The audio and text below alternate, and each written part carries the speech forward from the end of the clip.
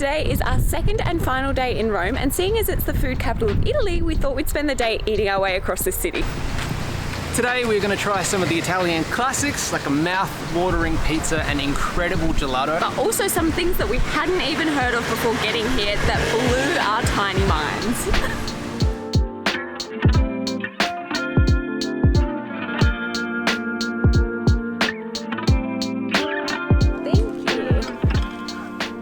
So for breakfast, we're staying in a B&B, which actually does things a little bit different. You get a little token to come across the street to this awesome little cafe, and we get pastries and coffee every morning. I've gone for a Cornetto, which is a Roman version of a croissant, and Jordan has a cimbello, which is sort of like a cake donut combo. We've also got cappuccinos. I mean, is it any surprise that this is amazing? No. It's so like crispy and flaky and sugary. It's almost like a more sweet version of a croissant. And I've gone for marmalade, so there's like a massive dollop of marmalade in the middle. Yum. Can I try yours?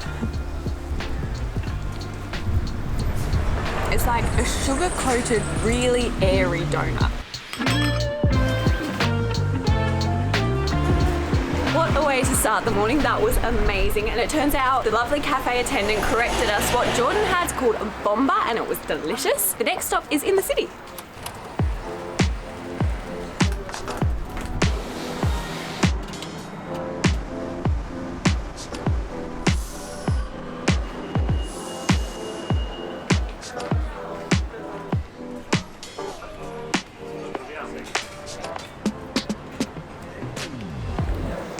Tour hasn't even started. We're just on this amazing cobblestone road with all of the old buildings and covered in ivy. It's so beautiful. This is why I love Italy.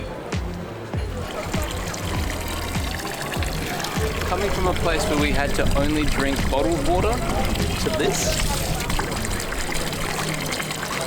Madness.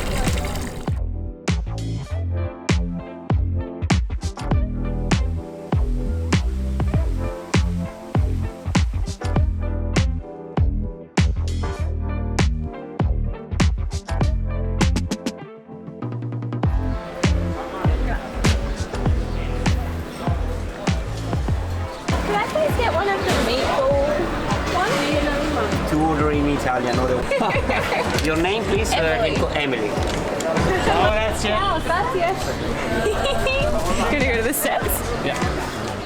Second stop of the day is Trapizzino. The guy was so funny that we ordered it from, and he wouldn't let me order unless I did it Italian, so I struggled my way through it and we got there. This is the meatball version. Essentially, it's a deconstructed pizza cross sandwich kind of combo, and it looks amazing.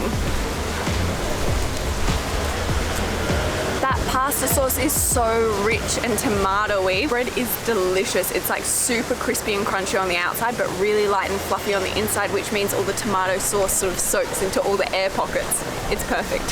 So we got one to share so we can save room for later on, and I'm very excited about this one. No, so it's like a little bread pocket, and it kind of feels like they've filled it with bolognese. The meatball is delicious.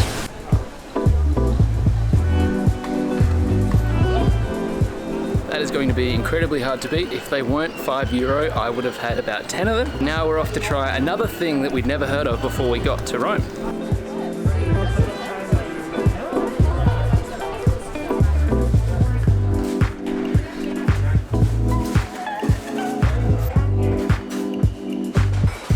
We've come to a place to get what is known as the king of Roman street food.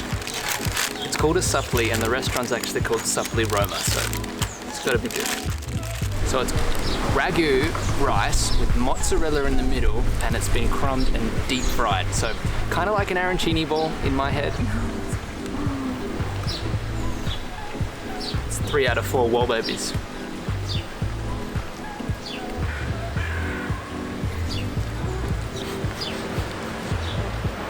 I've never had to bite cheese to sever it off before. Delicious. It's so gooey on the inside. Amazing.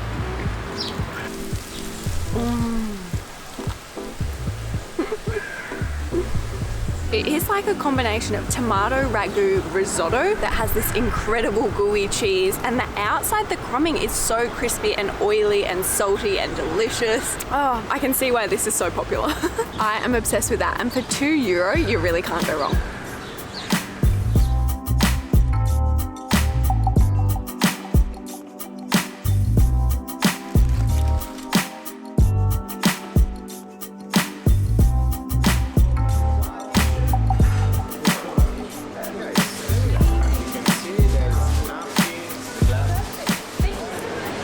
We have now moved on from the things that we didn't really know about and the street eats to more classic Italian foods. So we've gone straight to pizza because we love pizza. In Italy, they actually do pizza by weight, which is so cool. You basically tell them which flavors you want, how much you want of each flavor, and then that's what you pay for, which is such a good idea.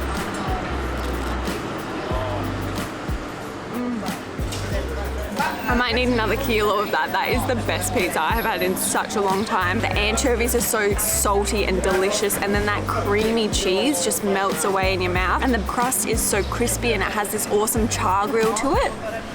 Delicious.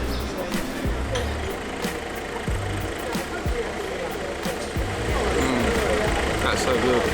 It's like the ham is really authentic and proper, and the cheese is just melted over the top. There's little bits of oil in it, which just adds to the flavor. So good. Again, best pizza I've had in a long time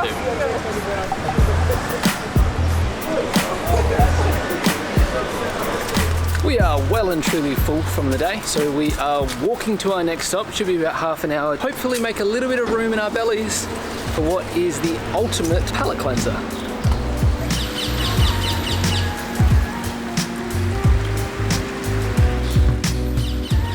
One of the coolest things about Rome.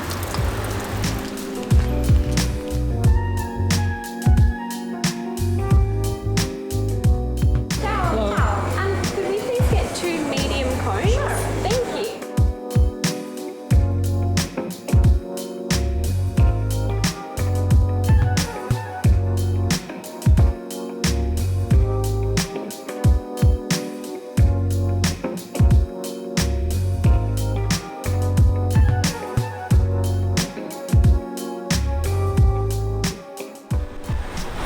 Just picked up heaps, so we're going to eat this quickly before they melt.